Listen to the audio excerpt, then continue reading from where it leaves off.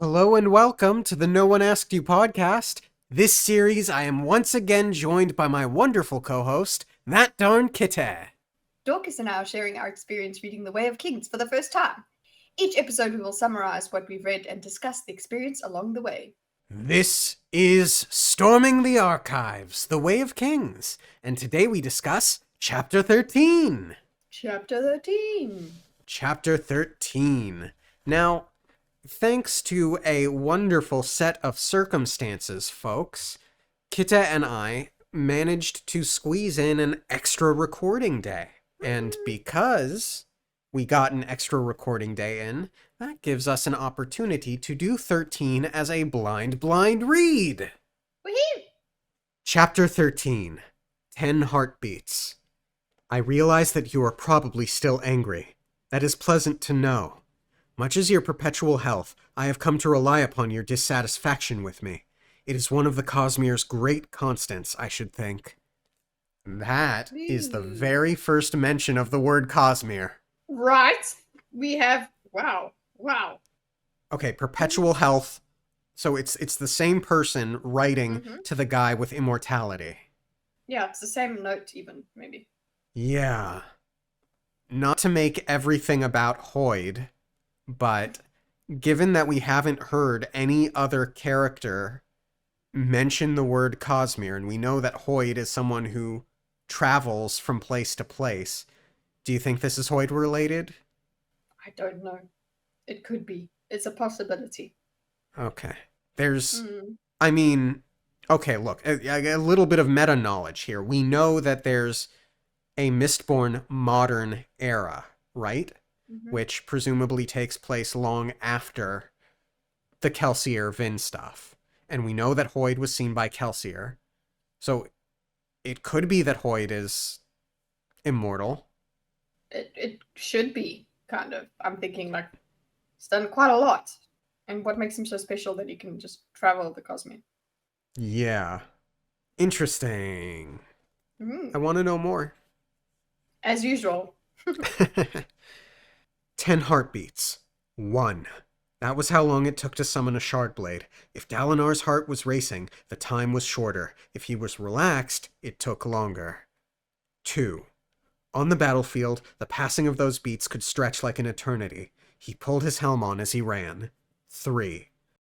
I like this counting very much, yeah? Oh, yeah. It builds tension. The Chasm Fiend slammed an arm down, smashing the bridge filled with attendants and soldiers. People screamed, plunging into the chasm. Dalinar dashed forward on plate-enhanced legs, following the king. 4. The Chasm Fiend towered like a mountain of interlocking carapace, the color of dark violet ink. Dalinar could see why the Parshendi called these things gods. It had a twisted arrowhead-like face with a mouth full of barbed mandibles. Oh, I just had a connection thought. Elhokar's first line was, "It's a wonderful day to kill a god." And clearly this is the thing they're hunting. I thought he was just being cheeky when he said that. I don't think we knew that the Parshendi worshipped them, did we? We might have. I don't know if they worship, but they call them gods. Okay. I did pick up that's what it's kind of one of the things that they call them. Okay. But I agree at that point the Alethi definitely don't see them as gods. They just know that it's something quite formidable. Might as well be. It had a twisted arrowhead-like face with a mouth full of barbed mandibles. While it was vaguely crustacean, this was no bulky, placid chull. It had 4 wicked foreclaws set into broad shoulders, each claw the size of a horse, and a dozen smaller legs that clutched the side of the plateau. 5. Titan made a grinding noise against stone as the creature finished pulling itself onto the plateau, snatching a cart-pulling chull with a swift claw. 6. "To arms! To arms!" Elhokar bellowed ahead of Dalinar. "Archers, fire!" 7. "Distracted from the unarmed!" Dalinar bellowed at his soldiers. The creature cracked the chull's shell, platter-sized fragments clattering to the plateau, then stuffed the beast into its maw and began looking down at the fleeing scribes and attendants. The chull stopped bleeding as the monster crunched down. 8. Dalinar leaped a rocky shelf and sailed 5 yards before slamming into the ground, throwing up chips of rock. 9. Okay, sheesh. This is look. Are we seeing this in kind of like slow motion kind of thing? I'm like 10 heartbeats. This is a lot of stuff. Oh, yeah. To have happened. Like his heart rate's great. It's very chilled. If I were filming this, I would almost not quite do a slow-mo, but like one of those things like when a character experiences shell shock. Ha! Pun! Yes. Shell shock. With the ringing in the ears. Yeah. Where it's just like, yeah, it's weird. Your perception is strange, and the only thing that then you can focus on is the heartbeat. That would work. Yeah. Yeah. This monster is quite crazy. Yeah. It's giant. Like, Its teeth are the size of horses. Did I get that right? its claws. Its claws are the Like size of... yeah. 4 wicked 4 claws set into board. Yeah. Okay, it's 4 four claws. Yeah. 4 claws. Wicked 4 claws that are just each the size of a horse. Okay, So, yeah, great. not his teeth, but the front. Mm-hmm. Yeah. Okay. He's scary, but hey, he's violet. I like violet. Violet ink. Neat. Oh no, it's poisonous. How scary would that be? Ugh. Not only big and dangerous, but also poisonous? Just leave the thing doesn't- alone. Yeah, it doesn't need to be poisonous. Like that would be just an overkill. 9. The chasm fiend bellowed with an awful screeching sound. It trumpeted with 4 voices, overlapping one another. Archers drew. Elokar yelled orders just in front of Dalinar, his blue cape flapping. Dalinar's hand tingled with anticipation. 10. His shard blade, Oathbringer, formed in his hand, coalescing from mist, appearing as the 10th beat of his heart thudded in his chest. 6 feet long from tip to hilt, the blade would have been unwieldy in the hands of any man not wearing shard plate. Did Zeth in the prologue chapter have a thought about problems with someone who wears shard plate and uses a shard blade at the same time? Yeah, there was something about the charges or what they could do with it. There was something that you would have to. There was some sort of compromise that you get, but it doesn't make it absolutely unusable. But it's saying here that Dalinar would not be able to wield his sword or his shard blade rather, if he weren't wearing his armor. Mm-hmm. Very clearly saying that because it's 6 feet. That's it's a giant thing. It does not make sense to be you have to be in your big mech space marine suit for this to work. Yeah. To Dalinar, it felt, ooh, I love that you call it a mech suit. You want... Yeah, it feels like it because it's big and... Yeah, well, it's so funny. I had this thought just the other day. These bromes, the things they use for money, they're like batteries. Mm-hmm. Yeah. Oh, they charged with Stormlight, yeah. This brings me back to a D&D game. My very first D&D campaign that I ever played.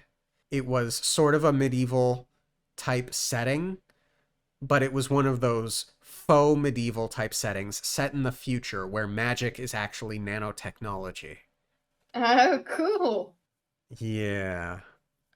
Ugh, good memories. To Dalinar, it felt perfect. He'd carried Oathbringer since his youth, bonding to it when he was 20 weepings old. It was long and slightly curved, a handspan wide, with wave-like serrations near the hilt. It curved at the tip like a fisherman's hook and was wet with cold dew. That's neat. And bonding is with a capital B there. So it's like you've got a bond. I suppose you bond to a shard blade that makes it like, summonable.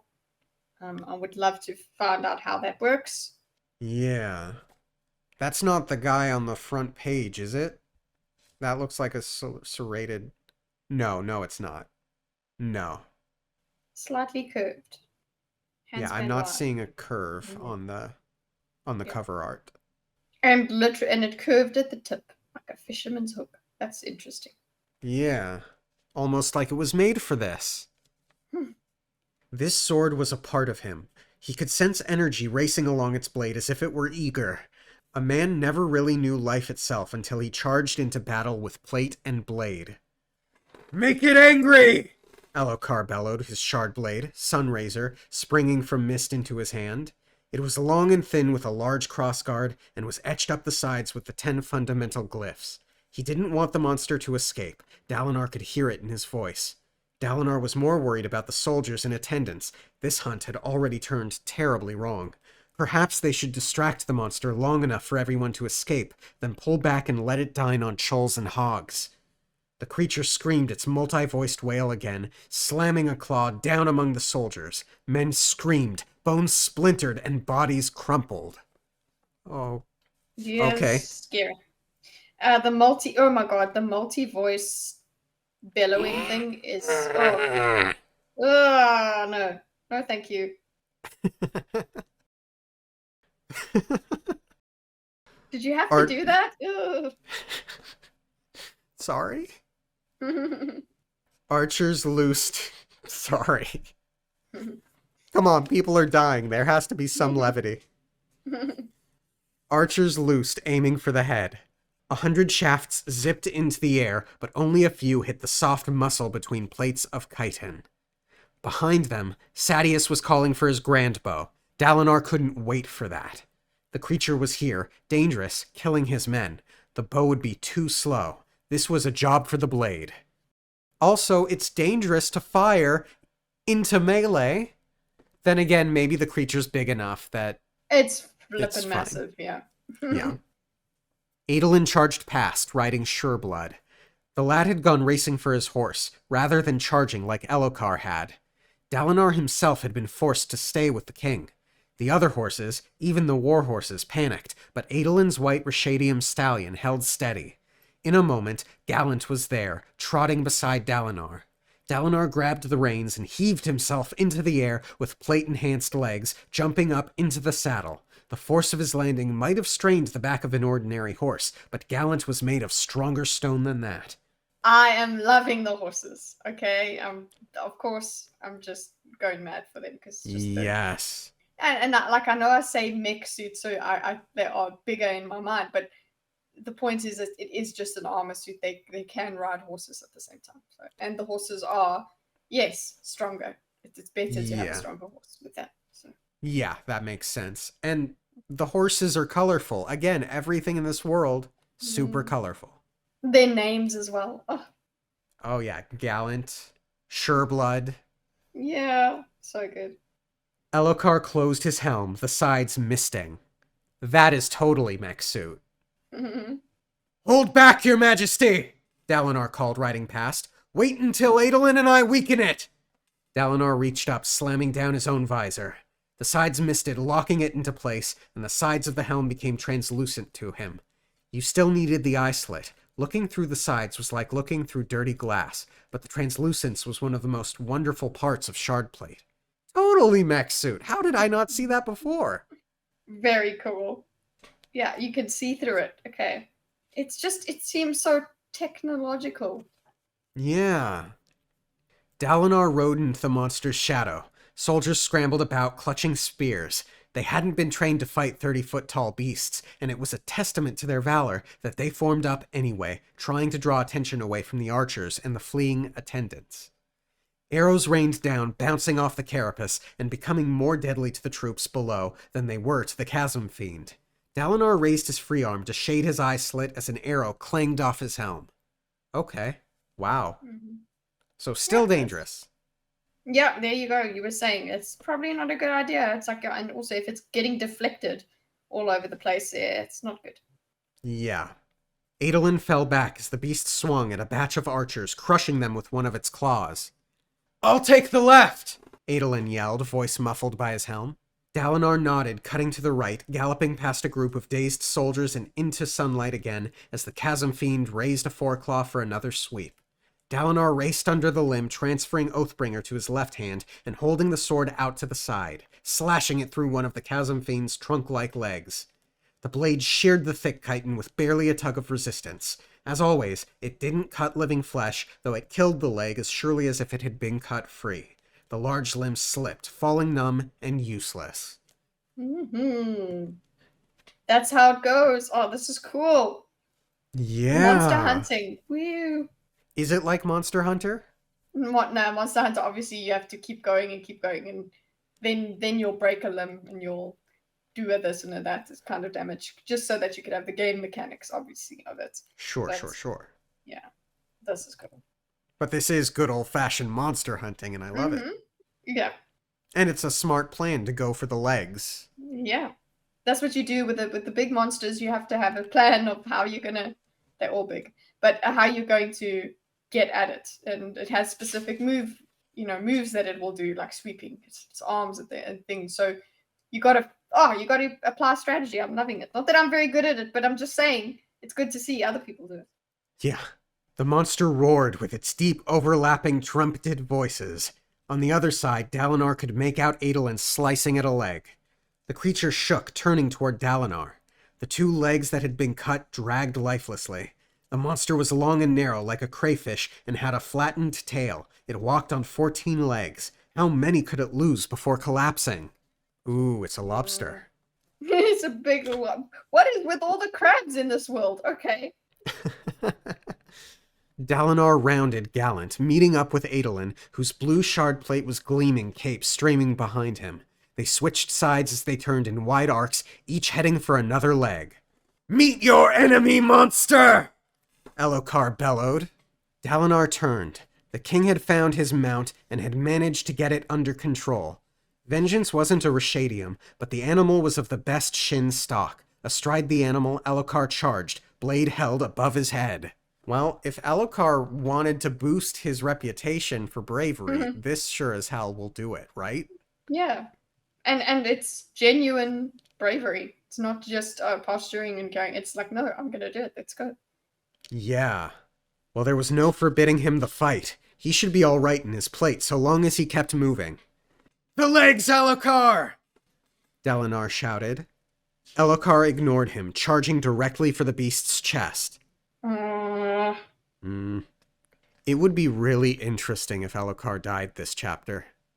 Yeah, I did just consider that. Like, that would be a curveball. I would not expect that at all. Dalinar cursed, healing Gallant as the monster swung. Elokar turned at the last moment, leaning low, ducking under the blow. The chasm fiend's claw hit stone with a cracking sound. It roared in anger at missing Elokar, the sound echoing through the chasms. The king veered toward Dalinar, riding past him in a rush. I'm distracting it, you fool! Keep attacking! I have the Rashadium! Dalinar yelled back at him. I'll distract! I'm faster! Elokar ignored him again. Dalinar sighed. Elokar, characteristically, could not be contained. Arguing would only cost more time and more lives, so Dalinar did as he'd been told. Oh, I like that. I like pragmatic, understanding the situation. Dalinar. Yeah, it's like, okay, yeah, like we don't have time to do what we would prefer. We have to just deal with what we've got. Yeah. He rounded to the side for another approach, Gallant's hooves beating against the stone ground. The king drew the monster's direct attention, and Dalinar was able to ride in and slam his blade through another leg. The beast emitted 4 overlapping screams and turned toward Dalinar. But as it did, Adolin rode past on the other side, cutting at another leg with a deft strike. The leg slumped and arrows rained down as archers continued to fire. I love the coordination. It sounds like they're very coordinated. Yeah, this is not new to them. They're just both. He's trained his son really well. Yeah. The creature shook, confused by the attacks coming from every side. It was getting weak, and Dalinar raised his arm, gesturing. The command ordered the rest of the foot soldiers to retreat toward the pavilion. Orders given, he slipped in and killed another leg. That meant 5 down. Perhaps it was time to let the beast limp away. Killing it now wasn't worth risking lives. I love that that is his priority as well. Yeah, he's really as good as we want him to be. Yeah. He called to the king who rode, blade held out to the side, a short distance away. The king glanced at him, but obviously didn't hear. As the chasm fiend loomed in the background, Elokar wheeled vengeance in a sharp right turn toward Dalinar. There was a soft snap, and suddenly the king and his saddle went tumbling through the air. Oh god. I'm sorry, I'm reacting. Yeah, no, it's...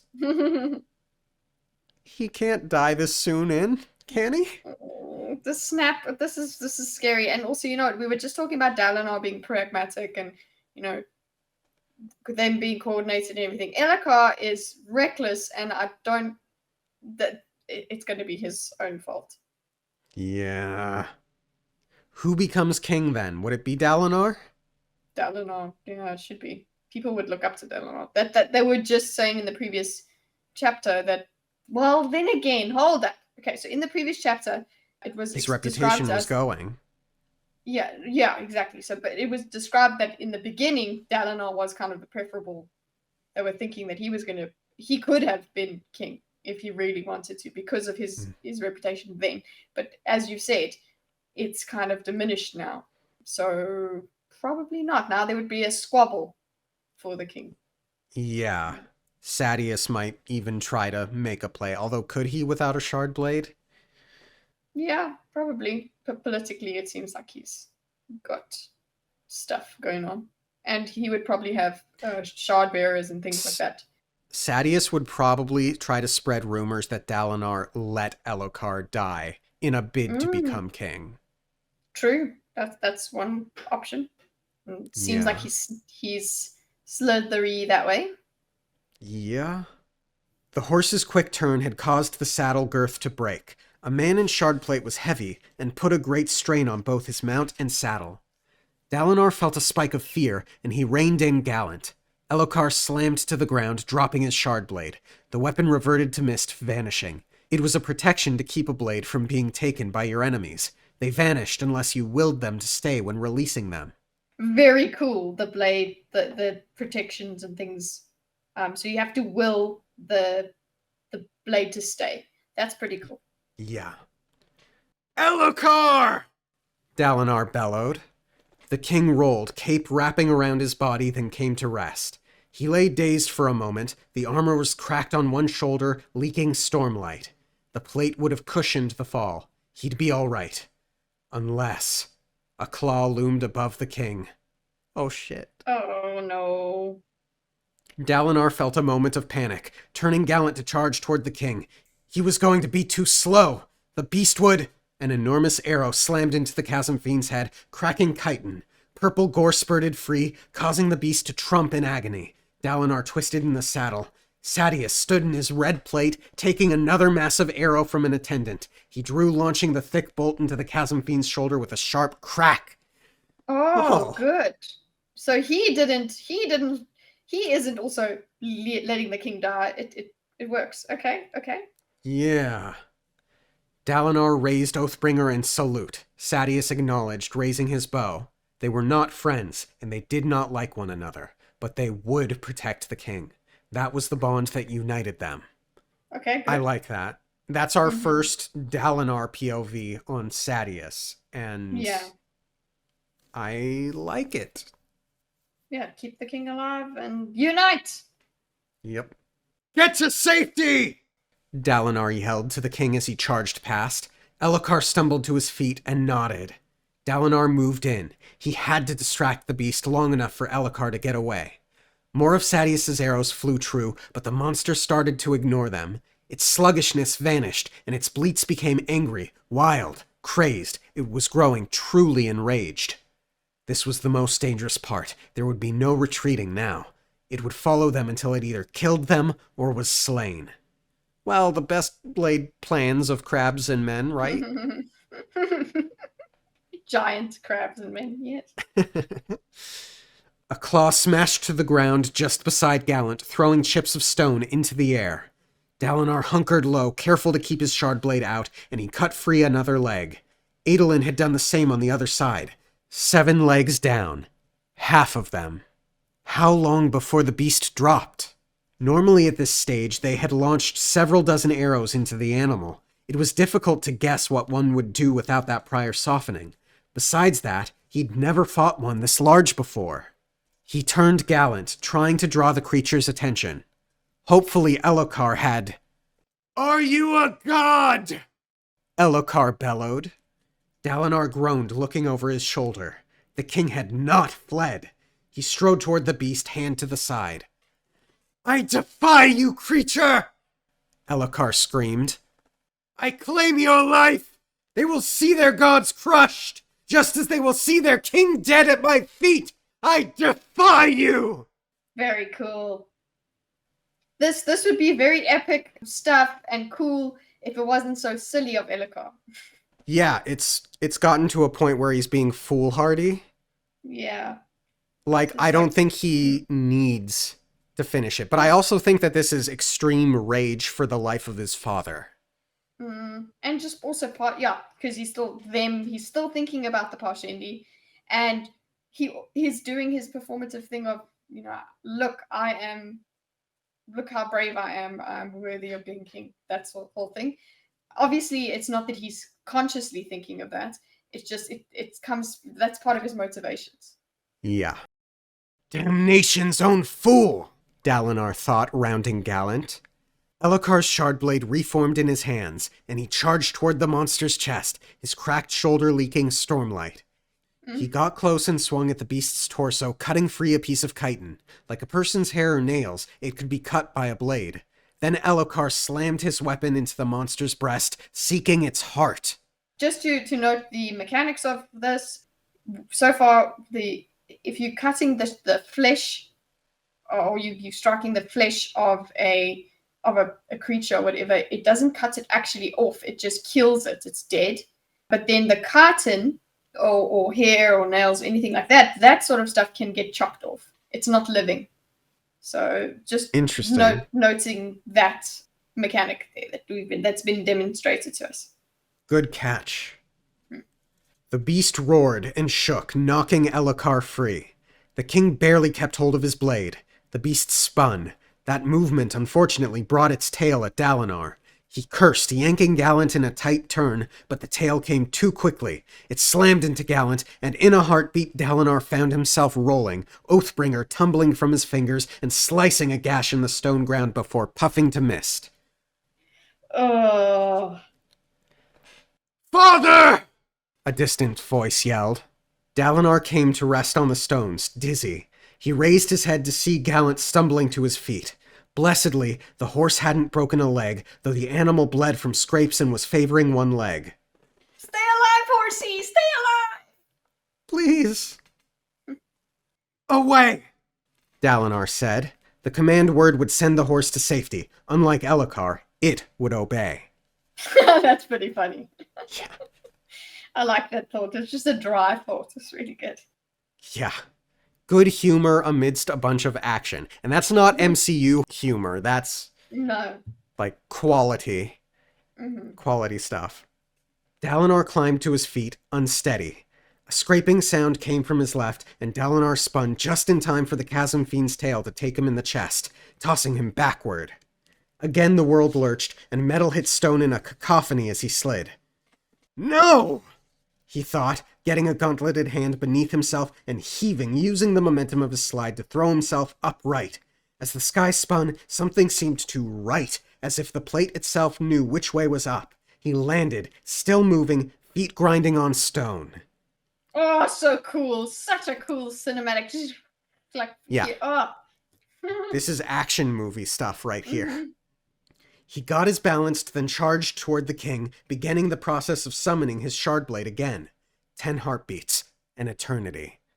That's cool juxtaposition. Yeah, it really is. 10 heartbeats is an eternity in these kinds of things. Even worse so than in the beginning. Yeah. The archers continued to fire, and more than a few of their shafts bristled from the Chasm Fiend's face. It ignored them, though Sadeas's larger arrows still seemed to distract it.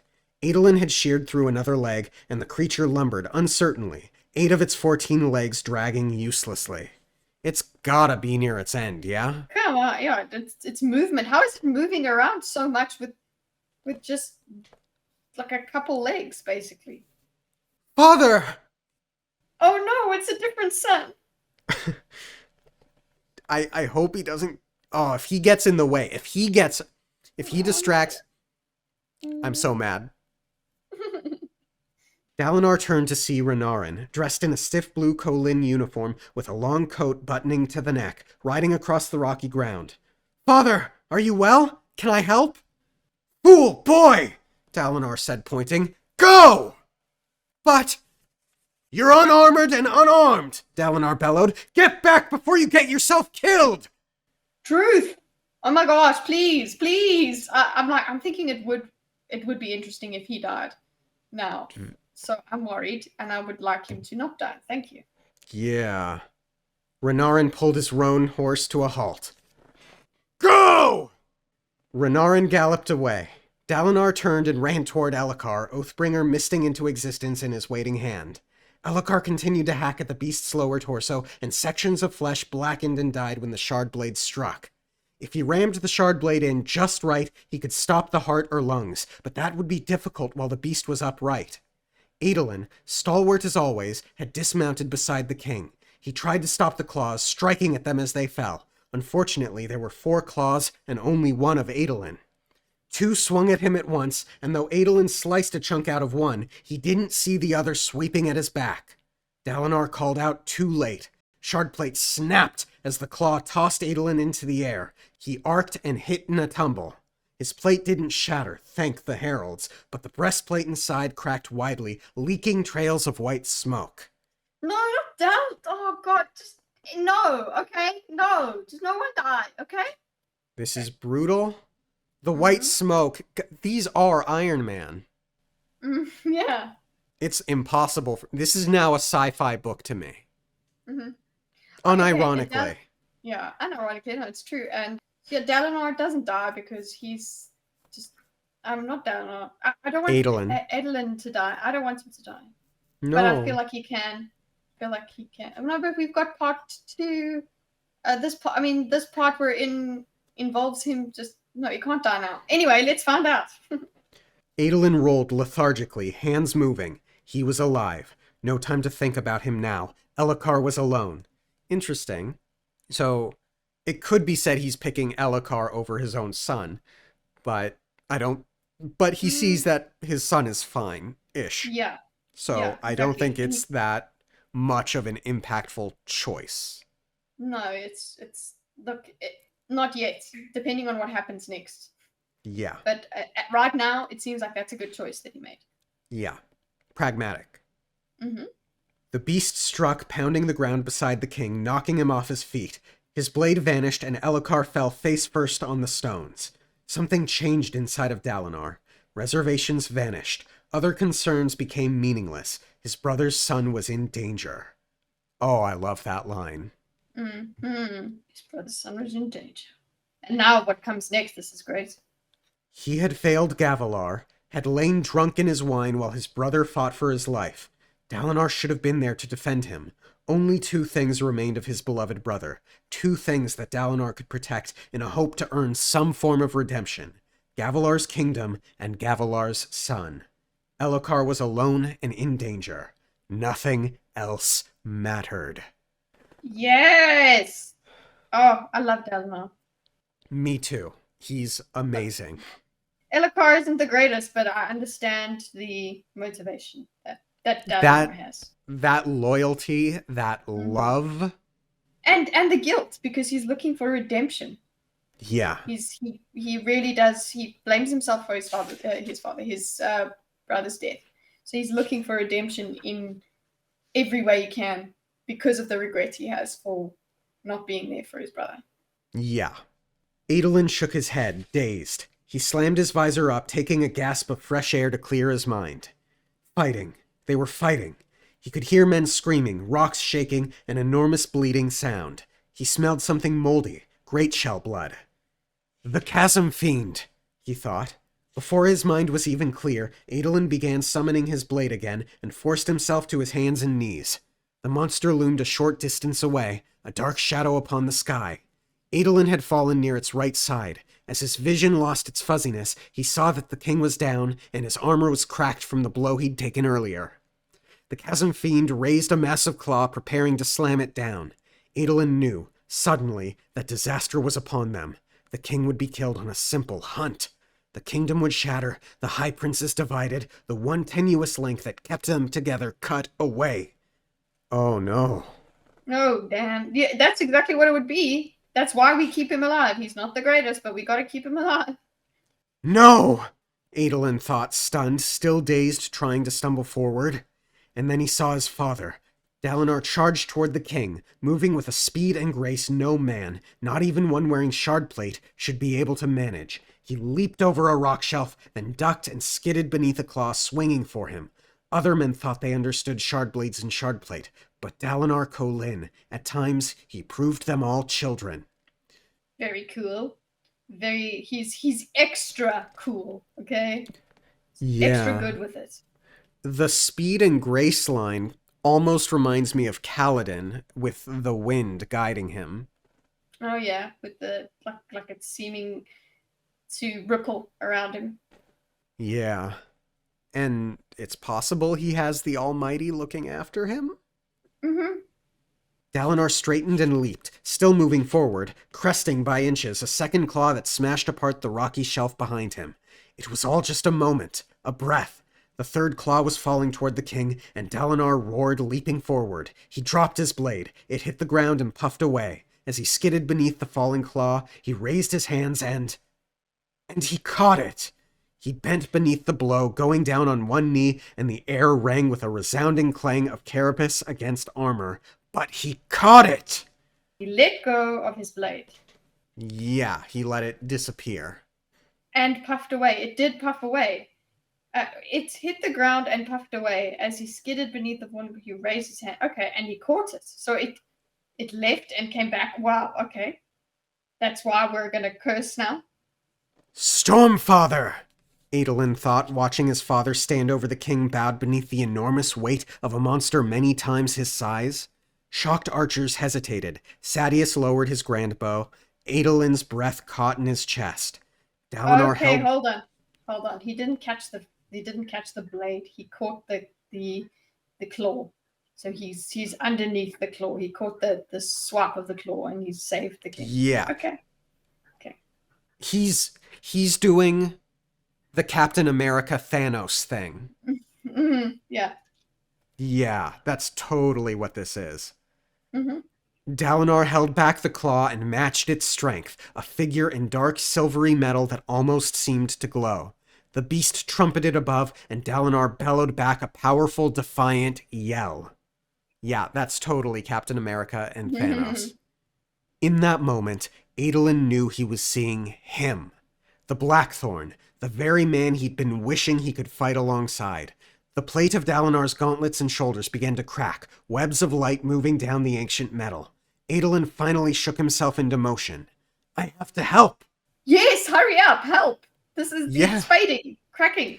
By the way, this won't just do wonders for Elhokar's reputation. I suspect this will do wonders for Dalinar's as well, because this sounds cool AF. Even though it's from Adolin's POV, it still sounds cool.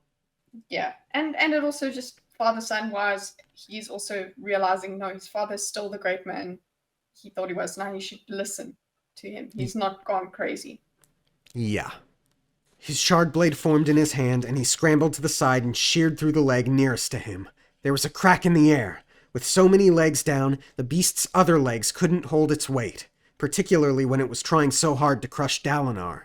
The remaining legs on its right side snapped with a sickening crunch, spraying out violet ichor, and the beast toppled to the side. Yes! Yes.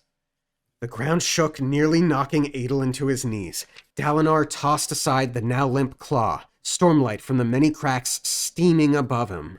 Nearby, the king picked himself up off the ground. It had been mere seconds since he'd fallen. Elhokar stumbled to his feet, looking at the fallen beast. Then he turned to his uncle, the Blackthorn. Dalinar nodded thankfully to Adolin, then gestured sharply toward what passed for the beast's neck. Elhokar nodded, then summoned his blade and rammed it deeply into the monster's flesh. The creature's uniform green eyes blackened and shriveled, smoke twisting into the air. Adolin walked up to join his father, watching as Elhokar plunged his blade into the chasm fiend's chest. Now that the beast was dead, the blade could cut its flesh.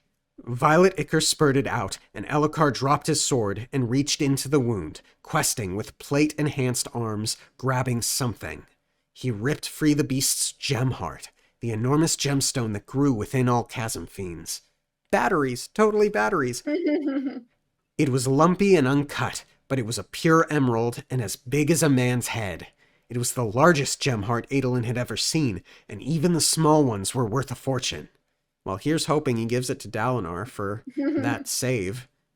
I don't know.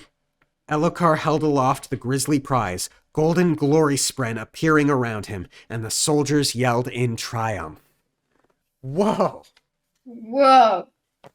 Oh gosh, it's so cool. It's just the way it looks in my head. It's all very, very cool. The descriptions. Glory, spring, all over this. Yeah, glory spren indeed. Of course, people lost their lives, and that's very sad. Yes, absolutely. But we kept the key guys alive, because that would have been even worse if the king had died, and oh god, it would have been even worse. My question is, can they fix the shard plates now? I would hope so. I should think so. And also another note is once the thing is dead, you can cut through its flesh with the shard blade. Interesting. Yeah. These blades are really, really weird and unique. Like they can cut through rock, but they just kill living. They kill limbs. It's weird. Yeah. Very cool chapter. I'm so glad we did a blind of it. Yeah, me too. Very action-packed. Yeah. I'm speechless. I'm exhausted after that, not gonna lie. So I suppose we'll call it here, yeah? Yeah. Thank you all, if you like. But also subscribe to that darn Kita if you get a chance, because she's got a great channel. And we'll see you next... What? I said wah. And we'll see you next week. Okay, thanks, boy. Okay, thanks, bye.